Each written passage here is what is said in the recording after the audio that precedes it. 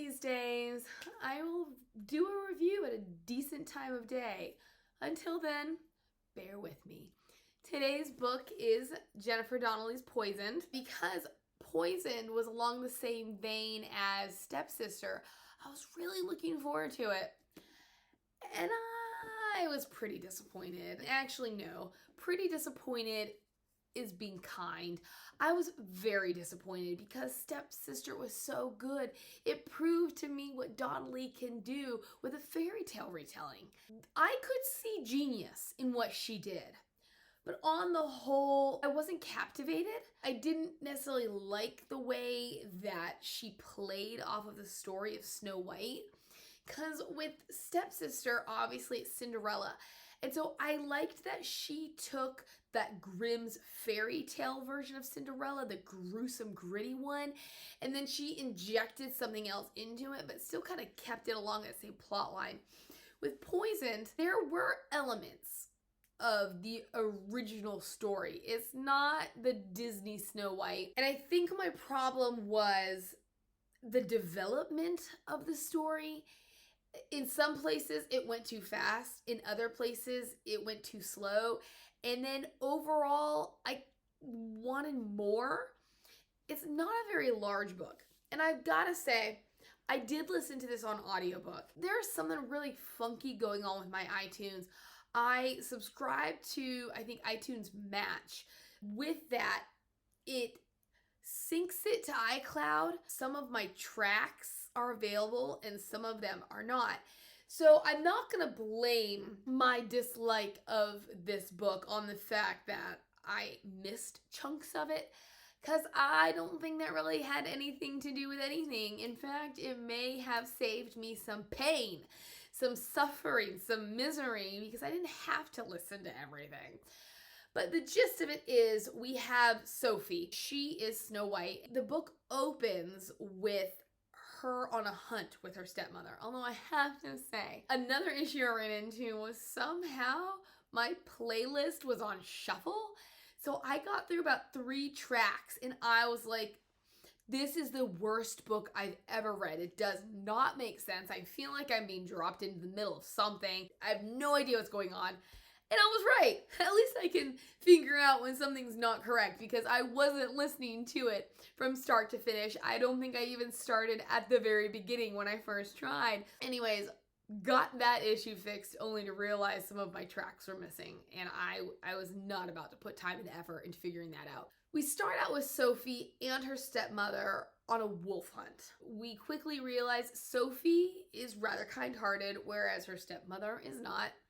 We get back to the castle and we are introduced to this little boy named Tom, who takes care of the hounds, who kind of works around the castle.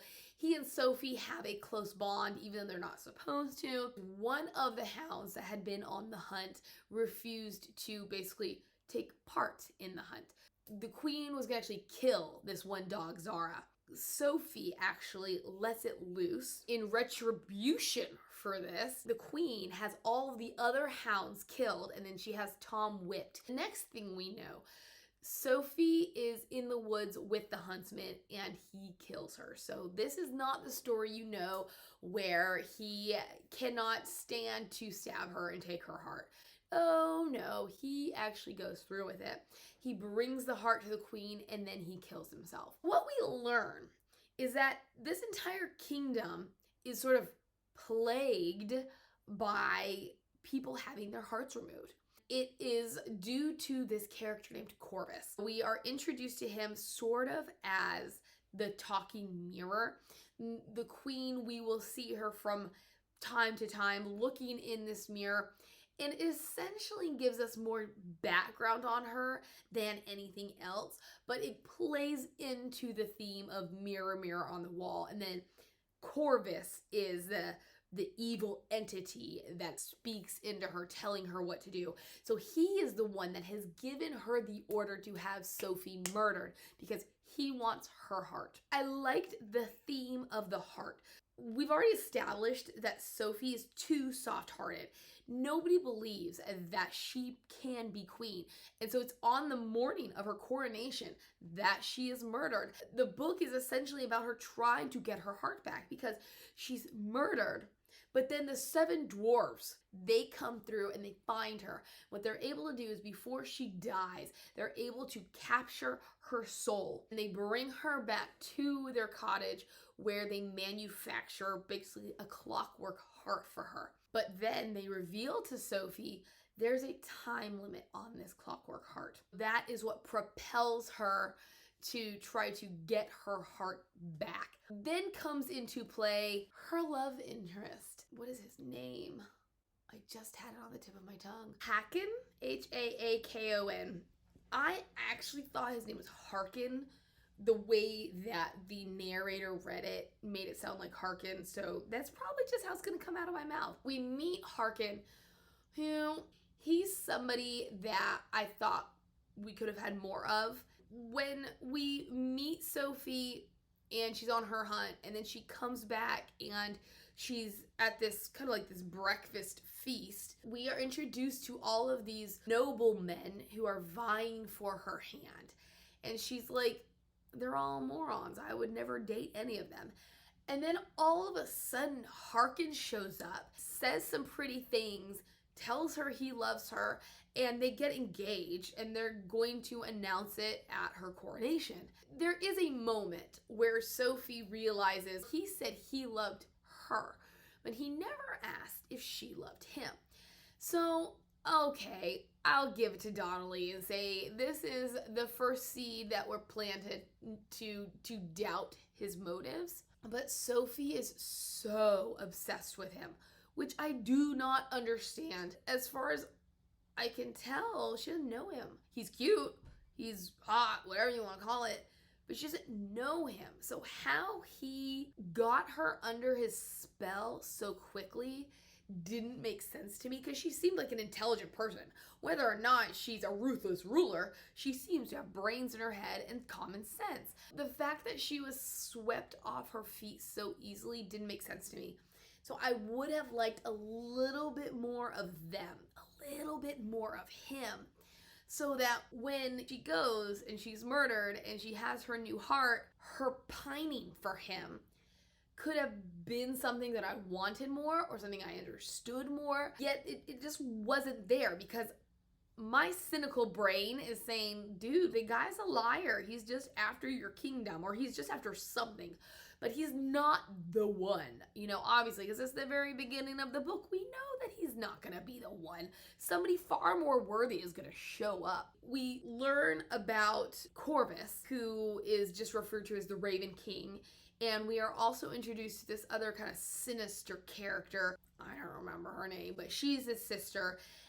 But you get the sense that they both have to do with death. When the 7 dwarves come across Sophie and then they're able to tie up her soul and whatever, like they hide immediately because they know these two are coming. You get the sense that there's something about these two that we need to be aware of, that we need to look out for. This is a problem that I had. Again, it was like Donnelly was trying to be too mysterious. I could have used a couple more breadcrumbs. I could have used a little less meaningful look kind of situations, or let's not talk about stuff within earshot of Sophie kind of things, or the queen can insinuate something about her relationship with Corvus, but we're not going to really learn what they have to do with each other or why he wants Sophie's heart. There comes a point where mystery is too mysterious, especially since this book is so short. I would have liked a little less of it and a little bit more of here's what's going on, so that you don't feel too left out. Sophie is obsessed with Harkin and with getting in touch with him, and she's like, I know that the queen probably told everybody this tale to convince them of my death, but he loves me. I know he's not gonna believe her, and he's going to, at least, even if he does believe her, he's going to come try to find my body. When he doesn't, after weeks and weeks, she goes to try to find him. which is when she discovers all these corpses missing their hearts. She comes back to the dwarf's cottage, and it's at this point that she discovers the chest of an eighth brother. Now, I'm thinking this is the true love interest. It turns out he's not. He's incredibly inconsequential. The only thing that makes him relevant is that he had also had his heart taken by Corvus. He was kind of the prototype of having a clockwork heart made for him. But what they realized, it was not fully functional. It was flawed. Then this eighth brother was like, I'm going to go get my heart, only to realize he wasn't up for the task and he died. But this is kind of where Sophie realizes that she's familiar with King of Crows. I think I called him the Raven King earlier. It's not that. He's the King of Crows. She tries to get the brothers to talk about him, and they won't. This plays into the whole flawed heart thing, and I enjoy the symbolism and the metaphor in the theme, because it's all about nobody's hearts are perfect. So while Jasper, the eighth brother, his heart meant that he couldn't feel at all, Sophie's heart meant that she felt too much, which I didn't care for how this was introduced. Sophie says she wakes up and she freaks out, only to be completely okay being surrounded by strange men. She spends a certain amount of time in bed. Eventually, she does come to the rest of the house, and she's like, oh my gosh, I'm so hungry. Your food is so good. Let me meet your cook. And the cook turns out to be a spider. She flips. And there's just all these other little things that she does that she's over emotional about. And then this is when she's like, what's wrong with me? I do not understand why I'm behaving this way.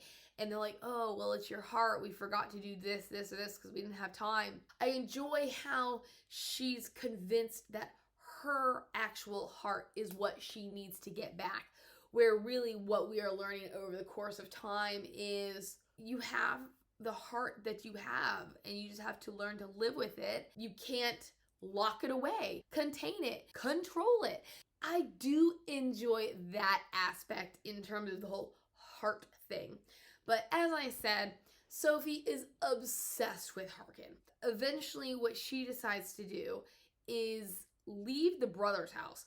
Two of them have already been dispatched to the King of Crows castle to get her heart, which this is something that I completely missed. So I don't really know exactly what's going on here, except that they're like, well, we're afraid for your life because your heart has a time limit on it, and we're really tired of you being super emotional. So we're gonna go get your heart. But it's however many weeks, nobody comes back, and Sophie's like, Harkin, he can save me. I can go to him in his castle. We can get all of his soldiers. We can storm the castle and get my heart back. Oh, and here is where I have another issue. We move forward just to move backward and essentially just go in circles. I got bored. We all know that Harkin's going to be a bad dude and he's not going to be what she's looking for.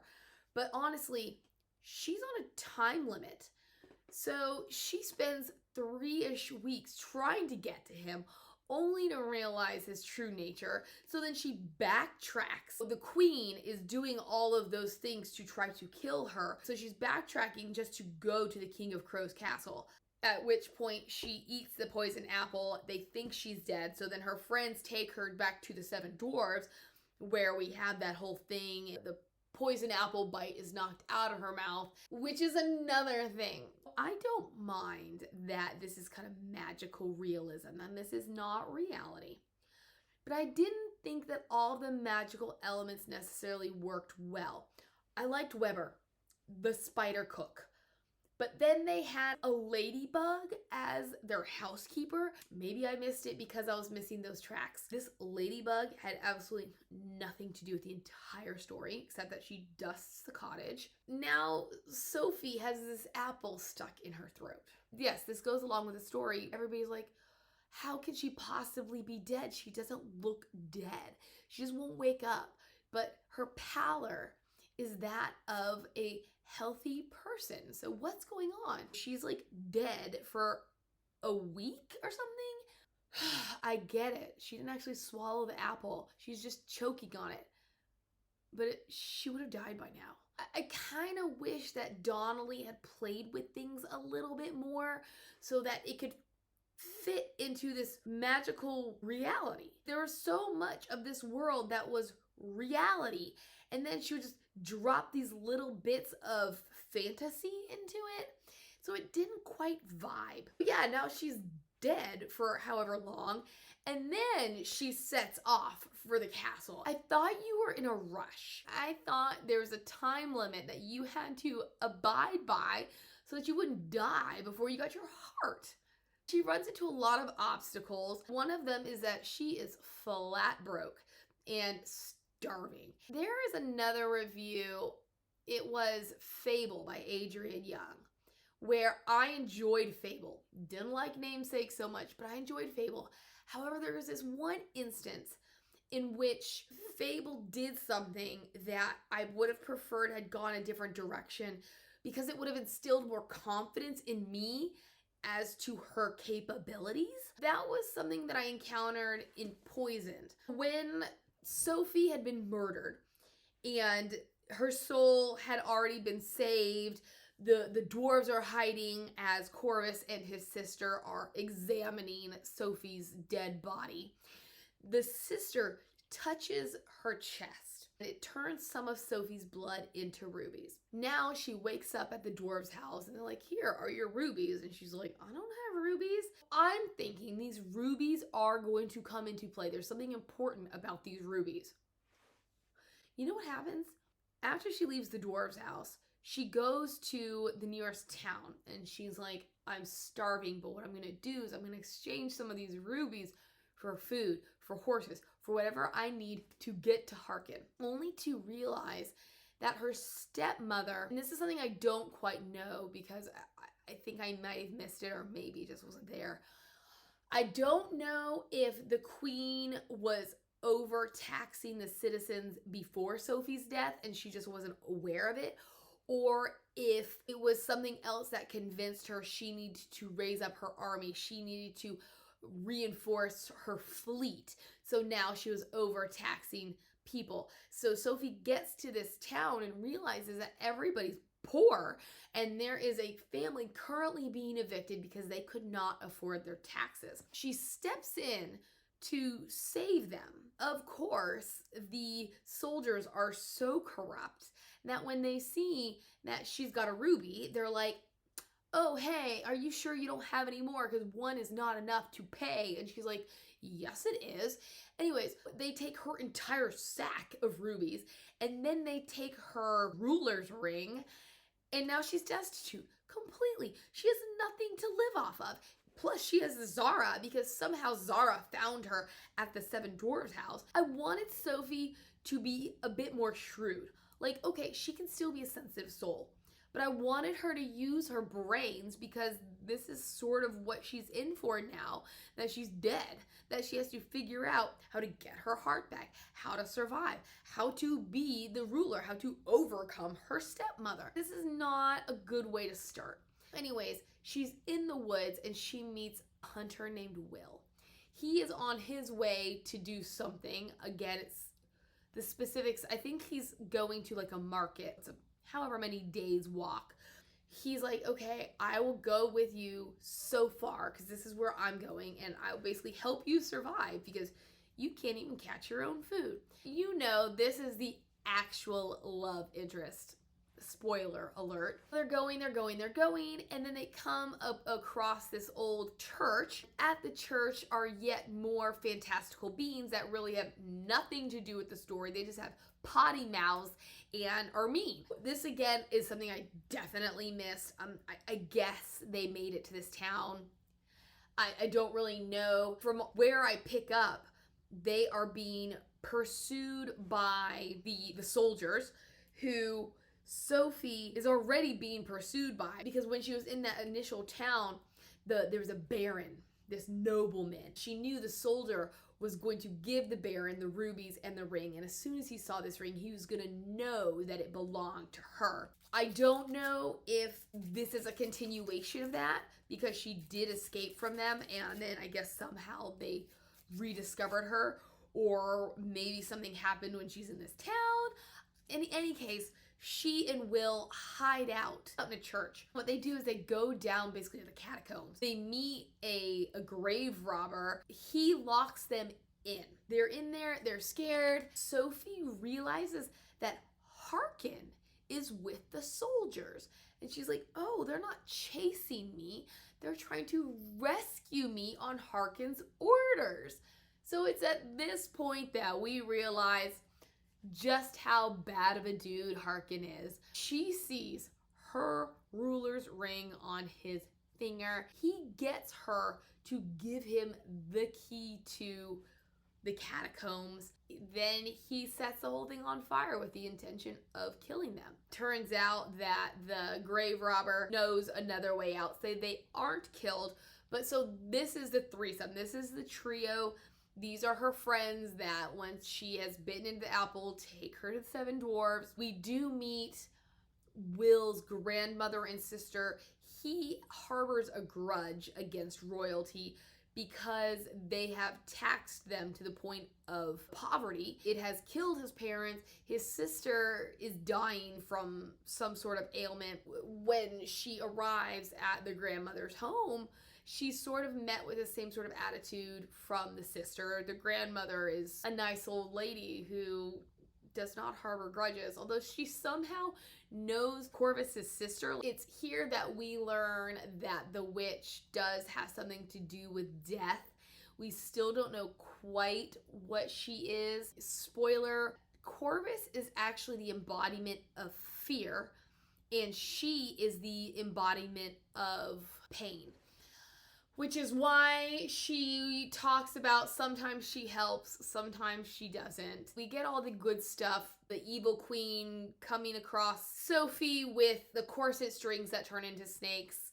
We come across her tricking Sophie into wearing a hairpin with a scorpion. And then we have her trick Sophie into biting an apple.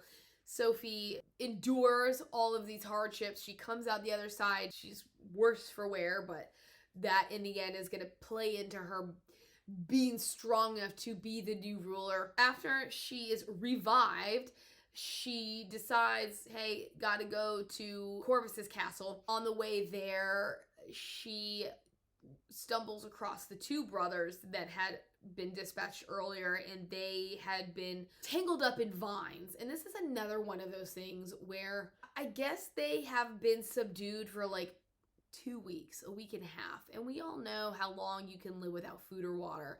So it's explained that they didn't die because it rained, so they were able to at least get water. But for me, again, it was where fantastical meets reality. In this world, I would have bought if they had been bound up insects in spider web and they would have survived without food or water. Like, I would have bought that because that's the kind of world this is. But Donnelly chose to go with, like, yeah, they could have died like any other person who doesn't have enough food or water. So these vines that entangle them are magic enough to entangle them, unless you can whistle polka music like Arno the Grave Robber, and they are repelled by polka music. But you will die from hunger and thirst once wrapped up in them for long enough. Whatever. Sophie and Arno sneak into the castle. He is then distracted because he had lost his son a number of years prior, and there are these creatures in there that can make you see things that aren't really there. So they distract him, which separates him from Sophie. She makes it into the castle and she searches the whole thing. Eventually, she finds the room where all of the hearts are, only to be confronted by fear, pain, and their father, death. Which I thought that was actually pretty clever. We go through this whole backstory as to, like, how did your dad really die? And we learn that he had been in battle. He had been safe, but some of his generals were in trouble. His bravery is what caused him to give up his life in order to save them. But just because you are brave doesn't mean you don't have fear. There's something about Sophie that enables her to continue to elude fear. What is death approaches? Because he's like, look, my kids have no effect on you, so I'm gonna kill you. At some point, Will, who upon delivering her to the seven dwarves was like, see you later, but he shows up. I missed that part, whatever. And in her attempts to shield him, she gets stabbed by death. Her clockwork heart ends up saving her, because if she'd had her normal heart, then it would have gone straight through. But this machine, this metal heart, causes his sword to shatter. When all this is coming to light and blah, blah, blah, she finally understands. Fear has kept her heart in a box, but no more, never again. She knows what the thing is, the thing that will defeat fear and pain and even death himself. That thing is called love. And that's something that had been alluded to this entire book, that she has something that will help protect her, and she, for the life of her, cannot figure out what it is that she possesses. And it is love. So it is her desire to protect Will, her love of Will, which for this purpose, I will accept it.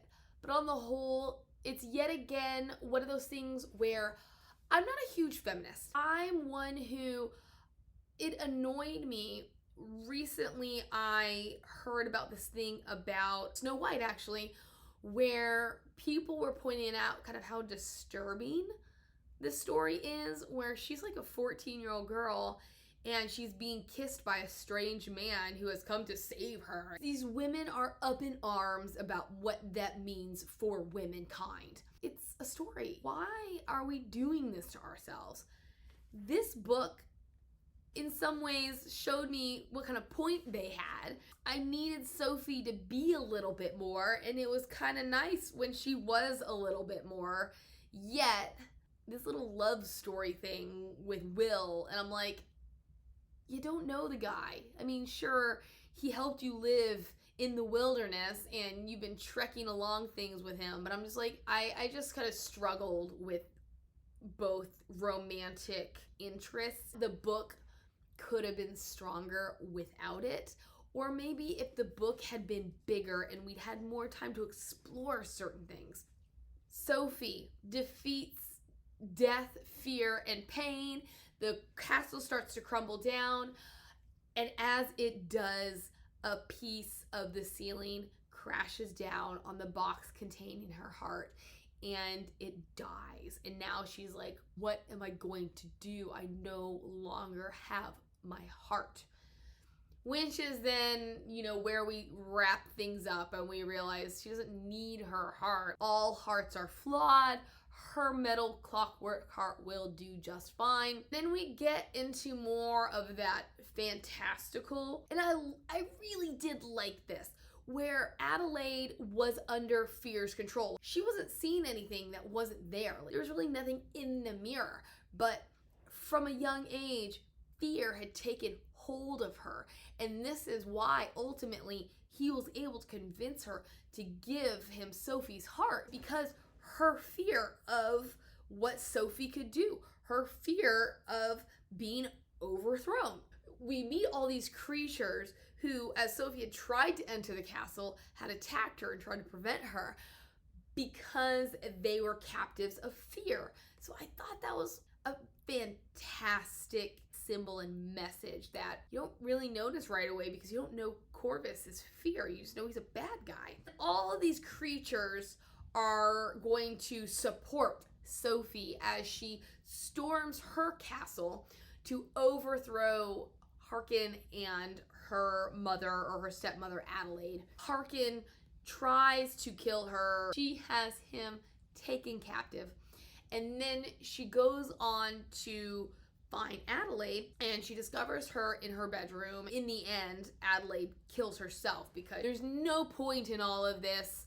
Like, I don't want to waste away in a dungeon. I don't want whatever you have in store for me, be it good or bad. Sophie lives happily ever after. So, speaking of Adelaide, though, I thought she was very interesting. Again, I wanted more of her. But the one thing that I wished had been done differently is very early we are introduced to the reality that her dad wished she'd been a boy. Her mother had suffered many miscarriages, or the baby boys had died in infancy. And then the dad is just like, why do you, the girl, survive? We go on to learn that her brother, which maybe that's something else I missed, but I don't think so. We learned that she did have a brother that survived to adulthood. Yet he then, after all of the work she had done to protect him and raise him, because their parents died young, he then marries her off to Sophie's dad. So he's basically marrying her off to the first guy that he comes across. And she's incredibly angry with him.